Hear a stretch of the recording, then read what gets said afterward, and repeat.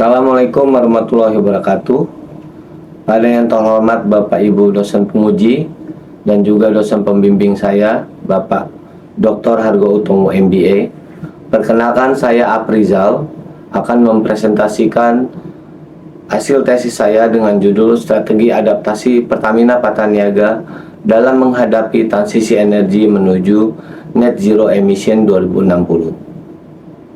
Adapun latar belakang penelitian ini adalah peta jalan Net Zero Emission Indonesia 2060, di mana transisi energi di Indonesia bertujuan mengurangi ketergantungan pada energi fosil dan mendorong penggunaan energi terbarukan untuk mencapai Net Zero Emission ini di tahun 2060. Tantangannya adalah keterbatasan infrastruktur, teknologi, dan pembiayaan yang harus dihadapi oleh Indonesia dalam pengembangan energi terbarukan ini.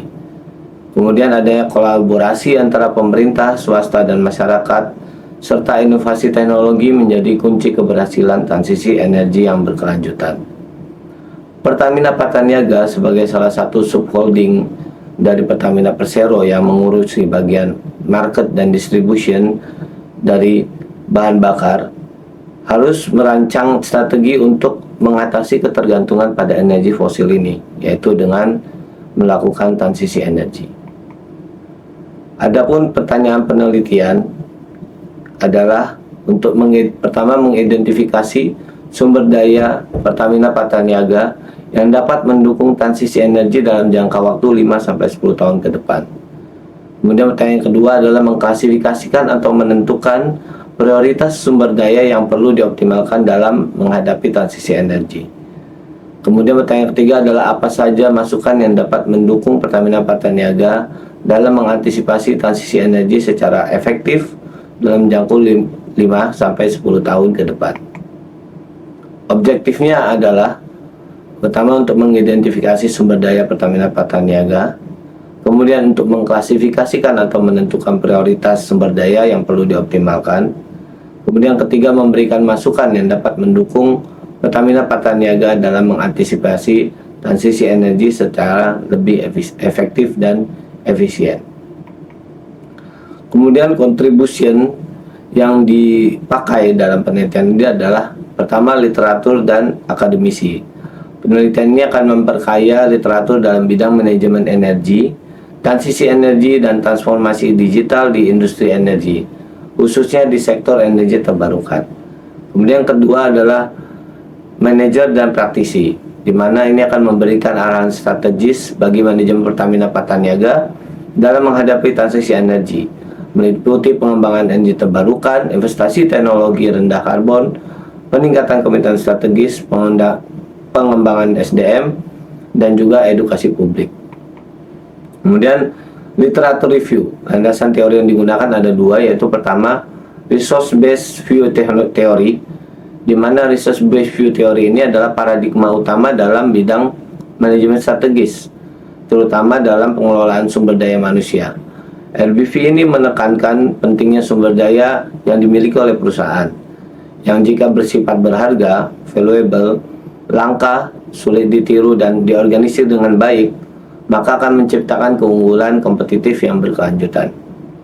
Kemudian yang kedua adalah Cambridge Strategy Diamond, di mana dengan Cambridge Strategy Diamond ini akan menciptakan model komprehensif untuk memahami elemen-elemen kunci yang membentuk strategi bisnis. Kerangka ini mengorganisir strategi menjadi 5 elemen, yaitu arenas, vehicle, differentiator, staging, dan terakhir adalah economic logic.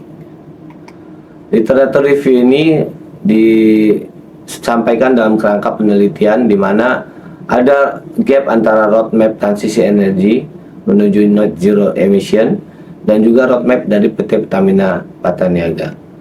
Faktor penghambat yang mungkin diidentifikasi adalah terkait investasi, kemudian teknologi, infrastruktur, dan juga regulasi. Hal inilah nanti yang akan menjadi masukan dalam kesimpulan tesis ini. Selanjutnya untuk research metodologi, desain penelitian ini menggunakan metode kualitatif dengan periode pengamatan di tahun 2024 sampai 2025. Lokasi penelitian adalah di PT Pertamina Patraniaga. pengumpulan data menggunakan purposive sampling dengan kriteria wawancara teratur, terstruktur, observasi, dan juga studi literatur. Sumber data ada dua, yaitu data primer dengan menggunakan wawancara dengan informan dan juga dengan data sekunder, yaitu kajian literatur. Analisis data menggunakan metode mengkategorikan dan menginterpretasikan data secara sistematis.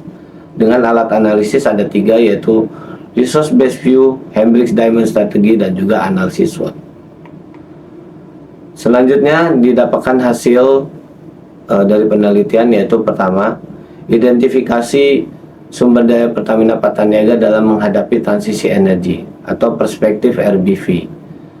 Dari sini dapat dilihat bahwa RBV menggambarkan bagaimana sumber daya perusahaan itu bisa berwujud intangible, yaitu yang berwujud, maupun tidak berwujud, intangible. Ini adalah menjadi inti strategi untuk mencapai keunggulan kompetitif RBV. Nah, di sini sumber daya tersebut harus bersifat heterogen dan immobile atau tidak mudah berpindah ke perusahaan lain. Sumber daya ini harus memenuhi atribut FRIO, yaitu value, langka, sulit ditiru, dan juga terorganisir dengan baik. Resultnya yang diidentifikasi adalah pertama, adanya optimalisasi SBBU, kemudian fasilitas energi terbarukan, armada distribusi, teknologi digital, dan SDM untuk mendukung strategi energi. Kemudian adanya implementasi Green Energy Station, SPKLU, SPBU hidrogen, biodiesel, dan Petamax Green 95. Kemudian juga perlu adanya sinergi dengan pemerintah, akademisi, dan BUMN, serta adopsi teknologi seperti My Pertamina untuk mempercepat transisi energi bersih. Kemudian hasil yang kedua adalah klasifikasi sumber daya yang perlu dioptimalkan melalui Hendrix Strategy Diamond. Di sini didapatkan bahwa dari 5 elemen utama yang saling terkait, didapatkan bahwa ada terutama terkait infrastruktur, di mana perlu pengembangan SPKLU di jaringan SPBU untuk mendukung kendaraan listrik dan memperkuat pasar energi terbarukan. Kolaborasi dengan PLN, produsen kendaraan listrik, dan lembaga keuangan untuk mengurangi beban investasi melalui pembiayaan hijau. Kemudian juga ada sumber daya manusia yang meningkatkan program pelatihan dan juga pengembangan keterampilan teknologi energi terbarukan. Selain itu, model bisnis juga perlu diterapkan pendekatan pembiayaan efisien untuk mengurangi risiko investasi dan juga menghadapi ketidakpastian dari regulasi pemerintah. Yang ketiga adalah masukan untuk antisipasi strategi Pertamina Pattaniaga dalam menghadapi transisi energi. Yang ini dianalisa dengan analisis SWOT.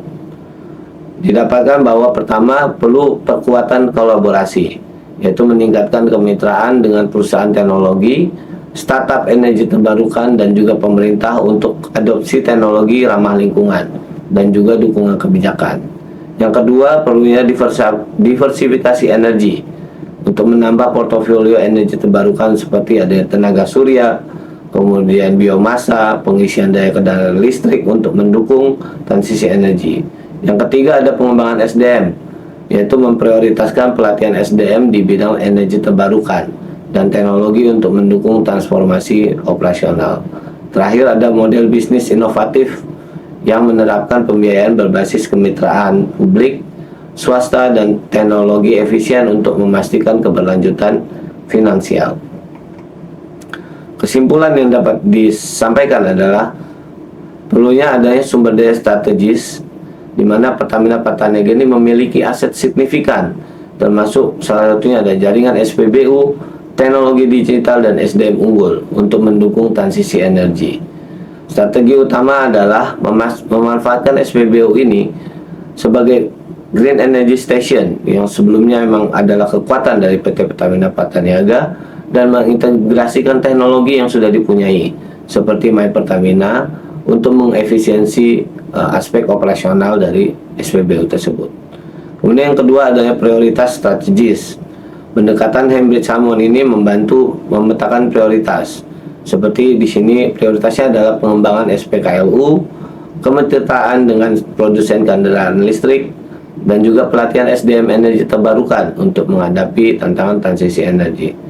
Kemudian selanjutnya ada komitmen berkelanjutan. Pertamina harus fokus pada pengembangan infrastruktur kolaborasi strategis dan adanya inovasi model bisnis untuk mendukung transisi energi bersih dan menjaga keberlanjutan finansial.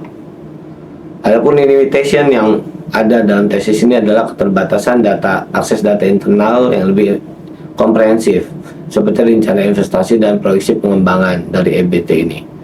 Kemudian adanya fokus penelitian ini terbatas pada konteks nasional hanya di Indonesia, tidak memperhitungkan praktek di perusahaan global, sehingga perbandingannya ini harusnya dapat lebih memberikan perspektif tambahan dalam mengoptimalkan strategi transisi energi terbarukan ini.